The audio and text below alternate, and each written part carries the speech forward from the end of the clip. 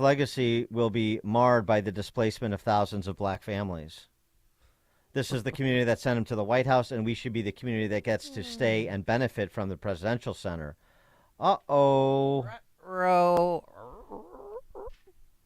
For more on this, a gentleman who has been trying to get that presidential center relocated. Actually, Richard Epstein is doing more right now for black families in Chicago than Yep.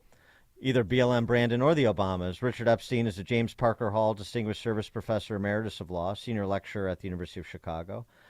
Professor Epstein, thanks for joining us again. Appreciate it. Yes, I mean, the ironies of this are very rich, aren't they? You warned that this was going to It's- happen. It's giving me cavities. That's how rich they are. Well, I mean, it yeah. is a tragedy, but it's a tragedy either way. I mean, and this explains why the siting decision is so tragic. You stop gentrification in these communities, it turns out the property values will in fact go down. For people who want to stay, that's a good thing because it means their taxes go down. But for people who want to sell, it's a bad thing because the values of their property go down. But there should be no reason why you have to fight the gentrification battle, because as we have suggested for years, there's a site just to the west of Washington Park, which is a perfect site for the Obama Center. It has better access, better transportation, better everything. It's cheaper to build there, and in effect, the neighborhood around it is largely vacant lots. So in those areas, what you could do is you could gentrify by building all sorts of things, apartment houses and everything else. And so the whole point about this is the Obamas basically thumbed their nose at this, and they were so adamant about it that when we try to raise the question of why do you put the center here when you could put it somewhere else where it's going to be much less effective, what they said is, oh, the legal issue doesn't concern the location of the center. It only concerns whether or not we widen Lakeshore Drive and Stony Island Drive as we close down Cornell Avenue. And well, if you take that kind of myopic view, you're going to get exactly this kind of overconsumption. The problem with the Obama Center is that it's being built in an area which is densely populated. There's no new room for new growth taking place there. There's all sorts of opportunities that were done elsewhere. But in this same kind of arrogant style, what they do is they insist locating this thing on a fancy Park Avenue addressed by the lakefront is more important than the welfare of the communities that they want to serve. It's just crazy. I mean, look, gentrification is one of the most knotty issues that you have to face. If you don't do it, you can die. If you do it, you could displace too many people. This is a real question, but there was no reason to have to face this problem here. There was a win-win alternative. It was even better for the Obama Center. What they're trying to do is to get people to come into the area. And in fact, we now know after Mr. Johnson will become mayor, there's a good chance that the entire lakefront will become a war zone because he doesn't seem to be wanting to do anything to stop the violence from taking place. I think it's already likely that the number of tourists who are going to come to Chicago is going to drop very precipitously after what happened on the previous weekend. And if that happens, then all the supposed revenues going into the Obama Center won't happen because there won't be people who are getting there. And I might add, by the way, the people who are buying on speculation should always remember they are taking a risk that they're paying too much money now and that the market will collapse on them. So what you've done is you've introduced uncertainty for all sorts of reasons, both political and in terms of the Obama Center, and there's nothing on the positive side to gain from it. Obama does not have the money in his foundation to support the kind of community benefits programs that these people want to have.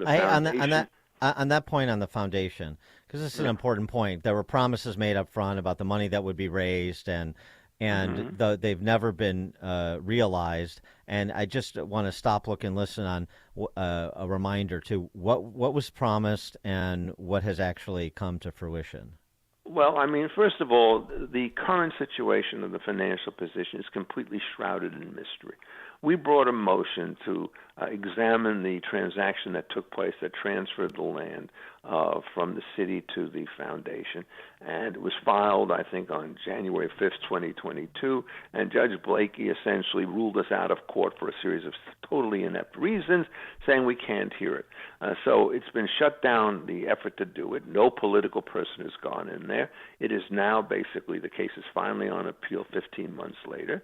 But the last financial information that we have of any kind of reliability comes from the 22 2022 report about 2021, and it was very clear that a couple of things happened. One is that the amount of money that they were able to raise was down from the amount that they could raise a year before by about 7 or 8%.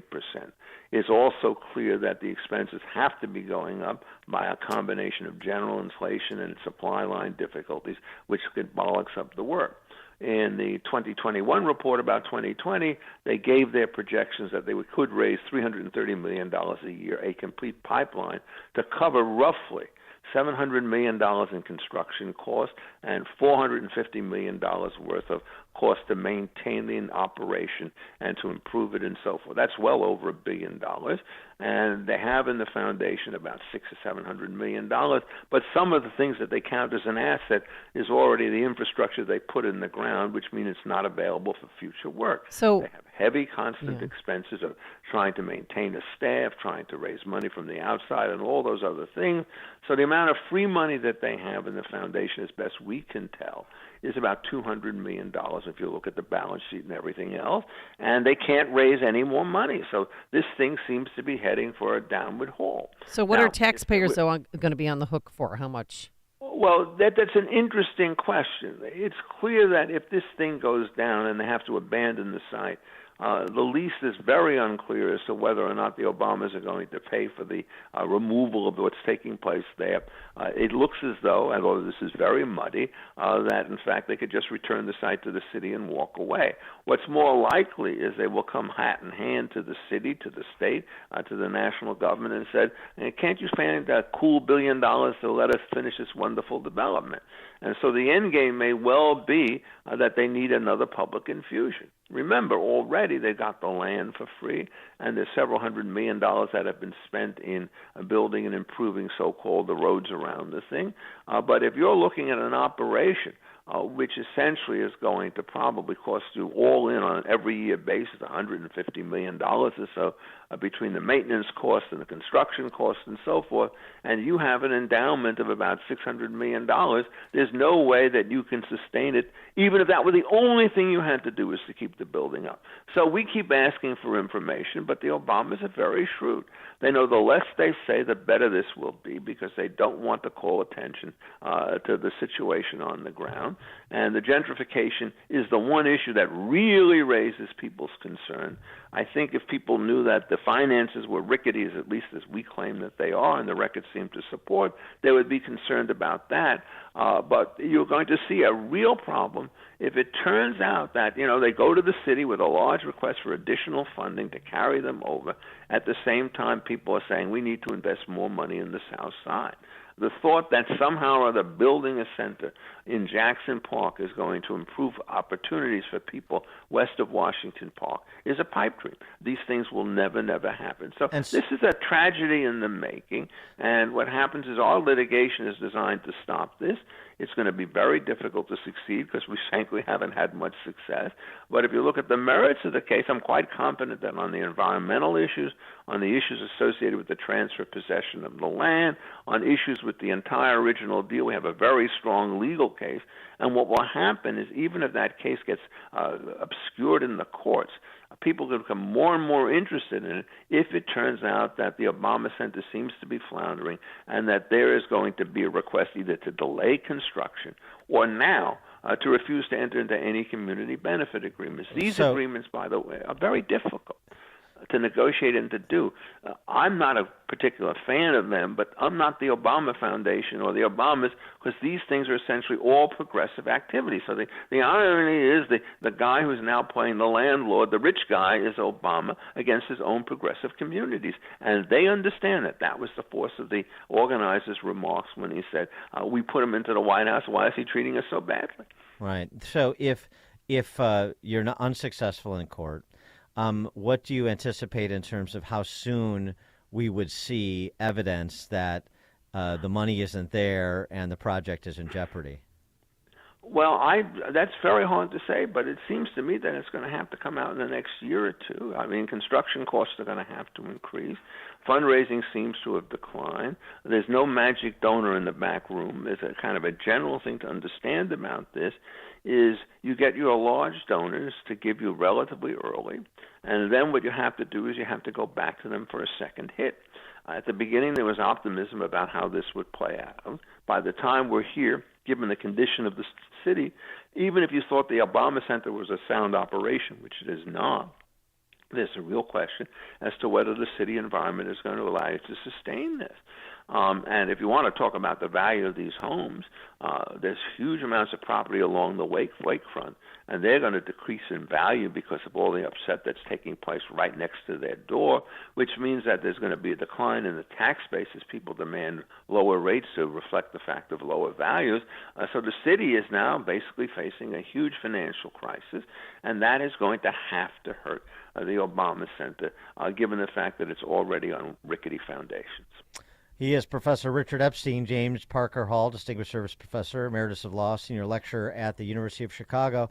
Professor Epstein, thanks as always for checking in with us. Appreciate it. Oh, it's always a pleasure to talk to you, Dan. Bye-bye, and bye-bye, Amy. Bye. Thank you so much. And he joined us on our turnkey.pro answer line.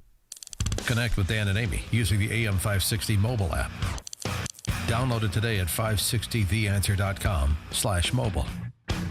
Joe Cotton Ford's spring sales event is in full bloom. Spring into Joe Cotton Ford and get 0.9% financing for 66 months, plus $2,000 bonus cash on new F-150s. Plus get $500 towards accessories for that new truck. And every new Ford truck is on sale. XLs, XLTs, Lariats, Limiteds, Platinums, and the STX are all in stock with Joe Cotton Ford's huge spring sales event discounts. And Joe Cotton Ford has huge discounts on their entire inventory of new Fords, Broncos, Escapes, Edges, Explorers. You won't believe the deals on these new Fords. 0.9% plus a $2,000 rebate on new F-150s. An additional $500 for accessories on F-150s. And huge savings on their entire inventory of new Fords. Joe Cotton Ford's spring sales event is in full bloom. Joe Cotton Ford in Carroll Street or at joecottonford.com. $1,554 per thousand finance with approved credit on select models plus tax, title, license, and doc fee. All right, I might do it earlier, sooner rather than later, and that's take Balance of Nature. Why? Didn't get enough fruits and veggies yesterday. Oh, no, did not. Did you? If not, try Balance of Nature. 31 whole fruits and veggies, real food, real nutrition.